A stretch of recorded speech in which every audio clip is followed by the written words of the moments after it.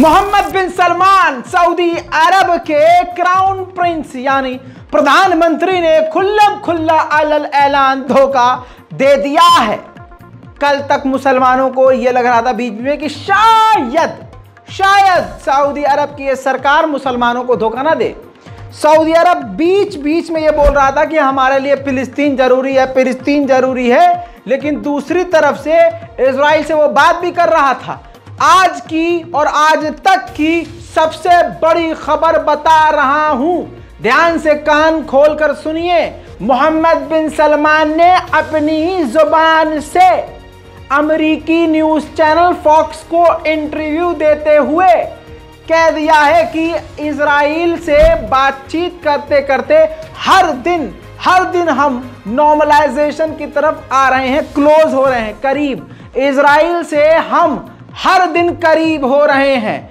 अंतरराष्ट्रीय मीडिया में यह खबर लगभग 1-2 चैनल पर आ गई है, लेकिन पूरी रिपोर्ट मैं आपके सामने डिटेल के साथ रख रहा हूं। मोहम्मद बिन सलमान ने जब फॉक्स न्यूज के एंकर से कहा कि हर दिन एवरी डे हम क्लोज आ रहे हैं इजराइल के, सुनिए वो ये है clip. Every day we get closer. That is significant, and that will have major repercussions around the Middle East. There was a report the other day that the talks had been suspended between Saudi Arabia and Israel. This is a big deal, and it comes after this G20 deal for a rail and port system with a number of countries. इसके अलावा यहाँ पर मोहम्मद बिन सलमान ने यह भी कह दिया कि फिलिस्तीन का मुद्दा हमारे लिए जरूरी है। लिए वही वाली बात हो गई मेरी जान। आप समझ सकते हैं कि हम डॉक्टर के पास गए, डॉक्टर से कहा कि भैया हमें दस्त हो रहे हैं। डॉक्टर ने कहा कि भाई तुम बाहर का मत खाना, तला हुआ मत खाना, कुछ हैवी मत खाना फिलहाल, और ये दवा लेते रहो। अब आप घर आए, आप दवा भी खा रहे हो और आप चिकन मटन भी खा रहे हो, बाहर की सारी फजूल चीजें भी खा रहे हो, समझ लो। तो दवाई भी ले रहे हो और वो काम भी कर रहे हो जो मना किया है डॉक्टर ने। अब कुरान पाक में जो अल्लाह कह रहा है कि मुसलमानों का दुश्मन है ये यहूद, ये आले यहूद दुश्मन है, इस्लाम के दुश्मन है। अब वही सऊदी अरब क्या कर रहा है, दुश्मन तो मान रहा है लेकिन उससे क्लोज हो रहा है। फिलिस्तीन के मुद्दे को अहम बताया मोहम्मद बिन सलमान ने। दूसरी तरफ यह भी मोहम्मद बिन सलमान ने कह दिया है कि अगर ईरान ने न्यूक्लियर हासिल किया तो हम भी एक न्यूक्लियर हासिल करेंगे। यानी एक तरफ तो ईरान के साथ नॉर्मलाइजेशन कर लिया, दूसरी तरफ काला सियाह दिल मोहम्मद बिन सलमान का नजर आया है। यानी आप समझ सकते हैं आले सऊद कभी सुधर नहीं सकते। ये क्लिप सुनिए। With the rest of the world. So it's a useless effort to reach a nuclear weapon because you cannot use it. If you use it, you got to have a big fight with the rest of the world. If they get one, will you? If they get one, we have to get one. इसके अलावा मोहम्मद बिन सलमान ने साफ साफ कहा है कि अगर कोई देश न्यूक्लियर हथियार हासिल करता है तो वो इलाके के लिए खतरनाक है। तो और दूसरा, हिरोशिमा देखने लायक इस वक्त दुनिया नहीं है और हम भी न्यूक्लियर लेंगे फिर। आप समझ सकते हैं। और क्लियर कट बात कह दी है कि नॉर्मलाइजेशन की तरफ हर दिन हम करीब आ रहे हैं। मोहम्मद बिन सलमान के इस रवैये पर किसी सऊदी अरब के फैन जो भारत और पाकिस्तान में रहने वाले हैं कुछ कहना चाहते हैं तो नीचे कमेंट कीजिए कि सऊदी को इस्लाम से ऊपर मत समझिए कि अरे सऊदी अरब में मक्का मदीना है तो अब वो कुछ भी करेंगे तो आपको मानना ही होगा। सुधर जाइए। बाइडेन मिलने वाले थे न्यूयॉर्क में नेतन्याहू से, लेकिन नेतन्याहू बाइडेन से मिले उससे पहले ही 12 बड़े अधिकारियों ने चिट्ठी लिखी नेतन्याहू को और कहा उनसे कि अमेरिका से जो सऊदी अरब मांग कर रहा है वो पूरी मत कीजिएगा, न न्यूक्लियर की बात मानिएगा, न फिलिस्तीन के मुद्दे पर नरम पड़िएगा। हालांकि इजराइल के ही मीडिया में एक खबर है कि बाइडेन नेतन्याहू को पुश कर रहे हैं, मना रहे हैं, समझा रहे हैं फिलिस्तीन स्टेट के लिए, क्योंकि अमेरिका चाहता है कि 2 स्टेट सॉल्यूशन हो जाए। अगली तस्वीर आप ये देखिए, बाइडेन से मुलाकात कर ली है नेतन्याहू ने, मांग करी है बाइडेन से कि आप जितनी जल्दी हो सके सऊदी अरब के साथ नॉर्मलाइजेशन करवाइए, क्योंकि आपके रहते हुए ही ये काम हो सकता है, कोई और आएगा तो वो शायद ये काम ना कर सके। नेतन्याहू ने पूरी कोशिश करके एक 70 साल के बुजुर्ग इंसान को मक्खन लगाकर उनको खूब आसमान पर चढ़ाया है। इसके अलावा नेतन्याहू ने यह भी कहा अमेरिका से कि ठीक है, आप नॉर्मलाइजेशन से पहले आप फिलिस्तीन के मुद्दे पर बात करना चाहते हैं तो आप कीजिए, लेकिन फिलिस्तीन को वीटो की पावर नहीं होनी चाहिए कि अगर फिलिस्तीन मना कर दे नॉर्मलाइजेशन आप नहीं कर सकते तो ये बातचीत रुक जाए। ऐसी पावर फिलिस्तीन के पास नहीं होनी चाहिए। जब सऊदी अरब का प्रधानमंत्री ही मुसलमानों को धोखा दे दे तो फिर दूसरों को क्या ही कहोगे। जॉर्डन के किंग ने भी इजराइल और सऊदी अरब के नॉर्मलाइजेशन को सपोर्ट कर दिया और कहा, जैसे मोहम्मद बिन सलमान कह रहे हैं, कि इजराइल के साथ नॉर्मलाइजेशन तो ठीक है लेकिन फिलिस्तीन का मुद्दा भी अहम है। उधर तस्वीरें देख लीजिए, इनसे भी मिले हैं। खुद बता दूं आपको, तुर्की के राष्ट्रपति रजब तैयब एर्दोगान उनसे मिले हैं और तुर्की ने कहा है कि इजराइल के साथ मिलकर हम energy, technology, innovation, artificial intelligence और साइबर सिक्योरिटी को लेकर बात करेंगे। बताइए, ये वो तुर्की का प्रेसिडेंट है जो मुसलमानों का बादशाह बनने की कोशिश करता है, खलीफा बनने की कोशिश करता है? और ये एक सीरियल निकालकर पूरी दुनिया में फेमस हो जाता है तुर्की। उस सीरियल का नाम अर्तुगरुल गाजी है।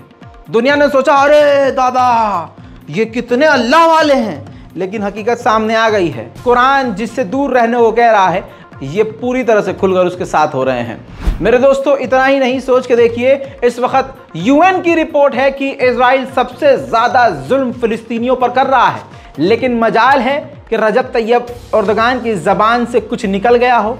गधे का गू मुंह में फंस गया है भाई साहब के। अब जो बड़ा दहाड़ मारते थे, जरा से नॉर्मलाइजेशन की बात इजराइल ने करी।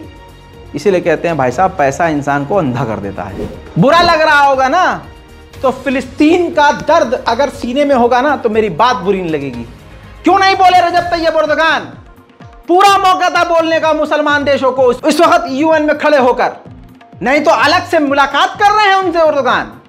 इसी दौरान जब रजब तैयब एर्दोगान इजराइल के प्रधानमंत्री नेतन्याहू से मिल रहे हैं, दूसरी तरफ इजराइल के मिलिट्री ने 6 फिलिस्तीनियों को एक साथ रेड के दौरान फिलिस्तीन में कत्ल कर दिया। सिर्फ हम मुसलमान देशों की वजह से, उनकी खामोशी की वजह से आज इजराइल की मिलिट्री की इतनी हिम्मत बढ़ चुकी है, बोलना ही बंद कर दिया। सिर्फ इतना ही नहीं, यह तस्वीर देखिए, जनीन का वो घर है जो कल तक फिलिस्तीनी का था, आज इजरायली लोगों ने उस घर पर कब्जा करके इजराइल का झंडा लगा दिया। यहूदियों का बच्चा बच्चा फिलिस्तीन के मुसलमानों को परेशान करता है। एक यहूदी किस तरह से मुसलमान परिवार को और लोगों को परेशान कर रहा है, खुद देख लीजिए।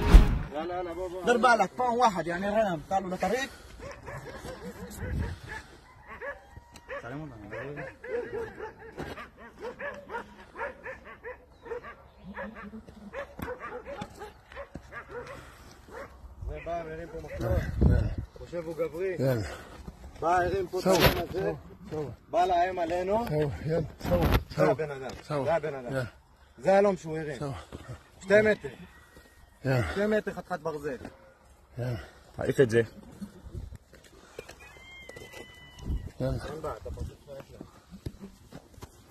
هسه بخلي ناسك كثير. شو بقى شخير؟ عيف التليفون. عيف التليفون ولده. كون.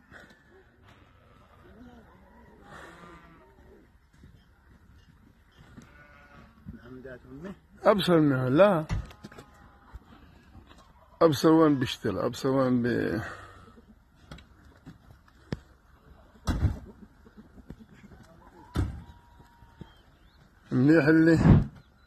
अगर किसी में दम है तो वो ईरान ही है। ईरान ही दम दिखाता है। ईरान का रवैया पलटता ही नहीं। मैं कभी ईरान के फैन होने की बात नहीं करता, आप सारा दिन गाली बकिए ईरान को। ईरान के झंडे को आप जलाते रहिए, ईरान को कोसते रहिए, ईरान पे कद्दू कोई फर्क नहीं पड़ेगा।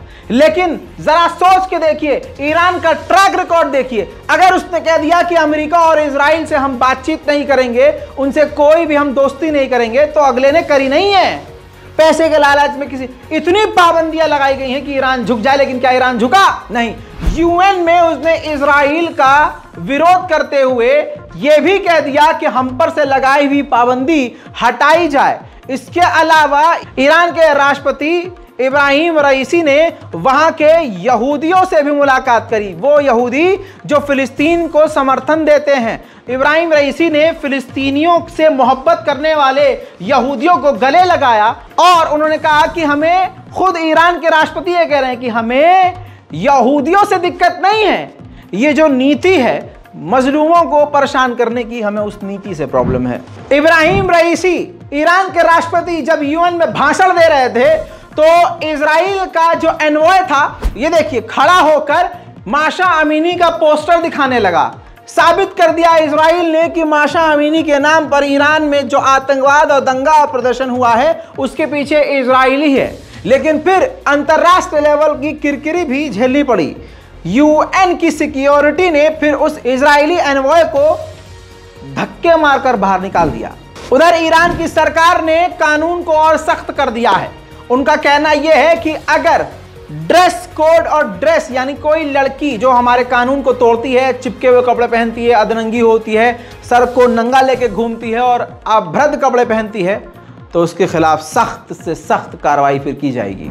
उधर दोस्तों, गल्फ कॉरपोरेशन काउंसिल और अमेरिका ने फिर से मिलकर कहा है ईरान से कि आप IAEA के वैज्ञानिकों को अपने यहां इंस्पेक्शन यानी जांच करने के लिए आने दें, ताकि वो पता लगा सके कि आप यूरेनियम कुछ ज्यादा तो नहीं बना रहे। जैसा मैंने आपसे कहा था कल कि रूस के डिफेंस मिनिस्टर ईरान पहुंचे हैं और वो हथियार ही लेने गए होंगे, लेकिन आज मेरी बात सही साबित हो रही है। अपने दिमाग का इस्तेमाल कीजिए। रूस के डिफेंस मिनिस्टर उसी दिन उन जगहों पर पहुंच गए जहां ईरान मिसाइल और हथियार बनाता है। बड़े ही इंप्रेस हुए रूस के डिफेंस मिनिस्टर। उन्होंने ईरान की नई नई मिसाइलों को देखा जो काफ़ी दूर तक वार कर सकती हैं और कुछ ऐसी मिसाइलें हैं जो काफ़ी कम दूरी की होती हैं। कई हथियार ऐसे हैं जो जंग में ज़रूरी होते हैं। खासकर मिसाइलों में रूस ने काफ़ी ज़्यादा इंटरेस्ट दिखाया है। अब इस तस्वीर के बाद लिख के ले लीजिए, कल तक आपके पास सारी दुनिया से खबर आना शुरू हो जाएगी कि ईरान और रूस के बीच हथियारों की डील हो गई है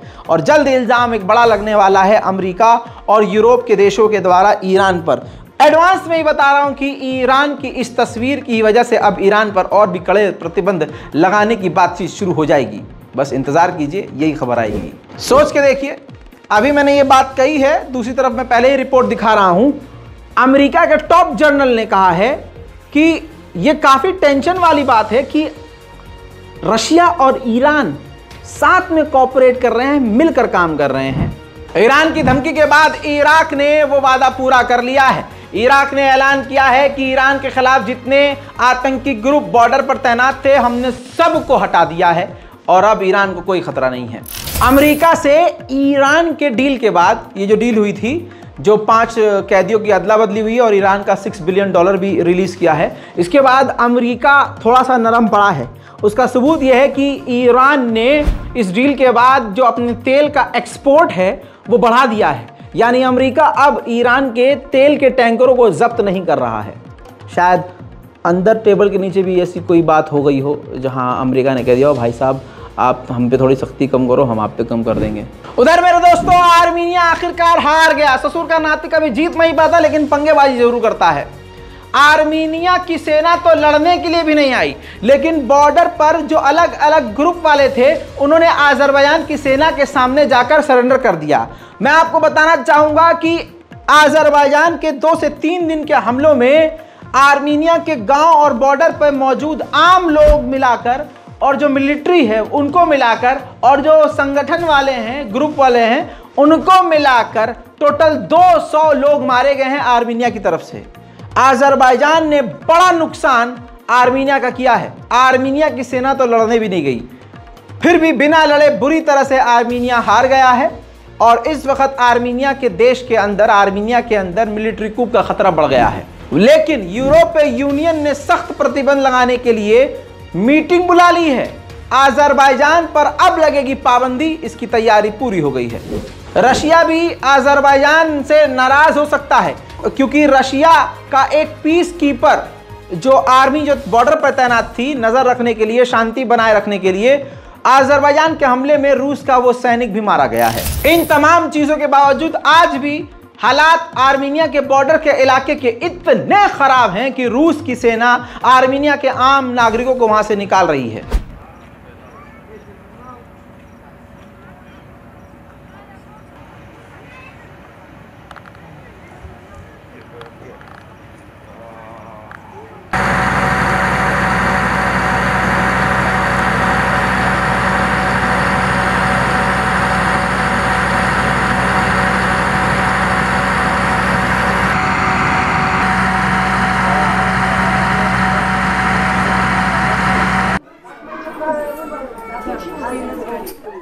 भारत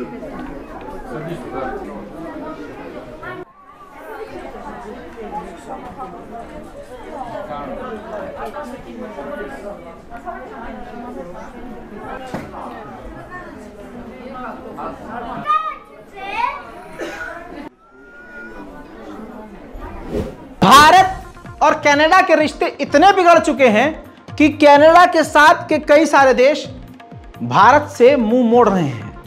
भौकाल देखिए मोदी जी का। अब एक नया देश न्यूजीलैंड भी कूदा है। न्यूजीलैंड ने कहा है कि कनाडा के साथ जो हुआ है और जो भारत ने किया है वो सही नहीं है। न्यूजीलैंड ने यह भी कहा कि अगर भारत का इसमें हाथ है तो पहले बात तो पता करना चाहिए, जांच करनी चाहिए, और अगर ऐसा सच निकलता है तो ये काफी गलत है। मिडिल ईस्ट की इन स्पेशल रिपोर्ट में आप अपनी राय कमेंट में जरूर लिखिए, रिपोर्ट को शेयर कीजिए, दुआओं में याद रखिए। जय हिंद।